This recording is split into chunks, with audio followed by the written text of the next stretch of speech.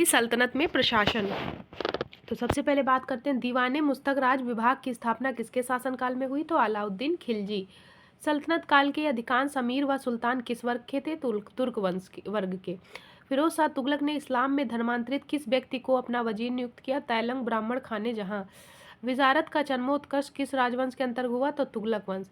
सल्तनत काल में भू राजस्व का सर्वोच्च ग्रामीण अधिकारी कौन होता था? तो चौधरी।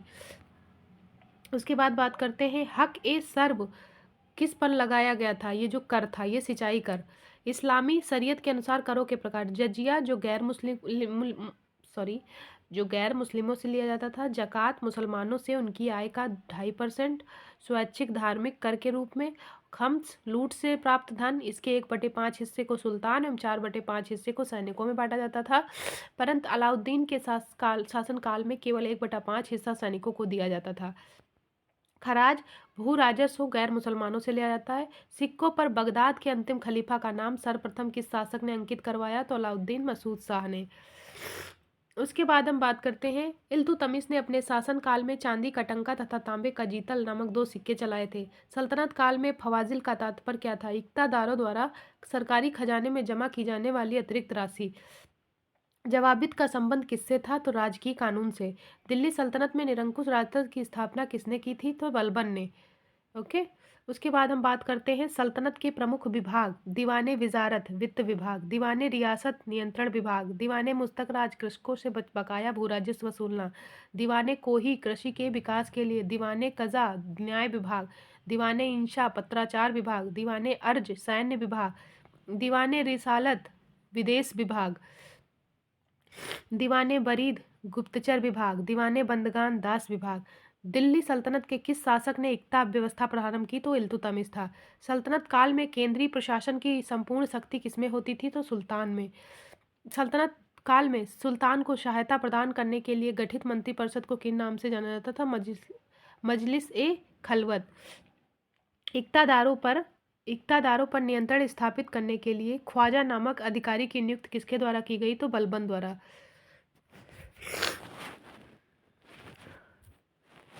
बलबन के द्वारा। उसके बाद हम बात करते हैं सल्तनत काल में भू राजस्व की दर सामान्यतः कितनी होती थी? तो 20 से 25%। आरिजे मुमालिक सैन्य विभाग का प्रधान होता था। उसके बाद हम बात करते हैं बरीदे मुमालिक को हम कहते हैं गुप्तचर विभाग का प्रमुख। सद्र उस सुदूर को धार्मिक विभाग का प्रधान कहते हैं। अमीर एक आखूर को अश्वशाला का प्रधान। सर ए जानदार को सुल्तान के अंगरक्षकों का प्रमुख। अमीर ए हाजिब दरबारी शिष्टाचार के नियमों को लागू करने वाला। दिल्ली सल्तनत के प्रशासन में सबसे महत्वपूर्ण वजीर होता था जिसके अधीन एक महालेखा परीक्षक, जो अब कैग कहलाता है ना, महालेखा परीक्षक होता था। दिल्ली सल्तनत स्थापत्य कला एवं साहित्य के बारे में। दिल्ली का वह सुल्तान जिसने अपनी आत्मकथा लिखी? तो फिरोज शाह तुगलक। अलाई दरवाजा का निर्माण किसने कराया था? अलाउद्दीन खिलजी ने। कुतुब मीनार की 5वीं मंजिल का निर्माण किसने कराया था? तो फिरोज शाह तुगलक ने। उसके बाद तूतिए हिंद के नाम से विख्यात अमीर खुसरो का जन्म पटियाली एटा में हुआ था। वे कवि, इतिहासकार तथा संगीतज्ञ थे। भारत में कौन सा मकबरा जो सबसे पहले शुद्ध इस्लामी शैली में निर्मित हुआ? तो बलबन का मकबरा। किताबुल हिंद के लेखक का नाम क्या था? तो अलबरूनी। अमीर खुसरो ने किस भाषा के विकास में अग्रणी भूमिका निभाई? तो खड़ी बोली। सल्तनत काल के महत्वपूर्ण निर्माण कार्य कौन कौन से थे? कुतुब मीनार कुतुबुद्दीन ऐबक ने बनवाया। कुव्वतुल इस्लाम मस्जिद कुतुबुद्दीन ऐबक। 2.5 दिन का झोपड़ा कुतुबुद्दीन ऐबक ने। सुल्तानगढ़ी का मकबरा इल्तुतमिश ने। इल्तुतमिश का मकबरा इल्तुतमिश ने। हौजे शमसी व शमसी ईदगाह इल्तुतमिश ने। बलबन का मकबरा बलबन ने। सीरी का किला अलाउद्दीन खिलजी ने।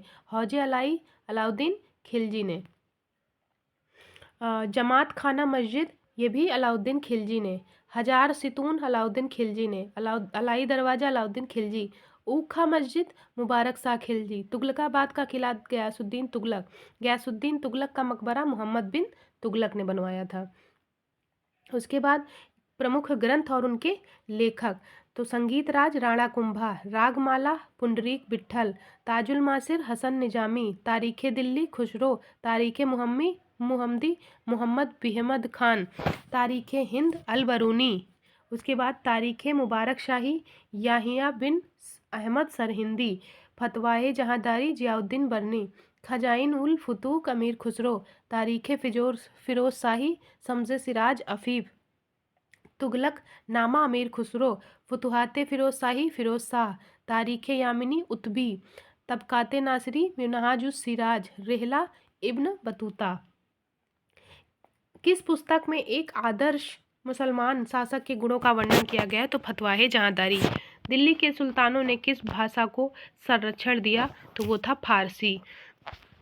हिंदू मुस्लिम वाद्य यंत्रों का सर्वप्रथम मिश्रण के संगीत के यंत्र को माना जाता है? तो वो सितार। अमीर खुसरो सॉरी एवं शेख निजामुद्दीन औलिया ने दिल्ली के 7 सुल्तानों का शासनकाल देखा था। नवीन फारसी काव्य शैली सबके हिंदी अथवा हिंदुस्तानी शैली का जन्मदाता अमीर खुसरो को माना जाता है। संगीत यंत्र तबला का आविष्कार अमीर खुसरो ने किया। किस राजपूत शासक के संगीत पर एक पुस्तक की रचना की गई? तो राणा कुंभा के। लाहौर पाकिस्तान यानी कि जो अब है, भारत में फारसी भाषा के प्रयोग व प्रसार के लिए प्रथम केंद्र के रूप में जाना जाता है।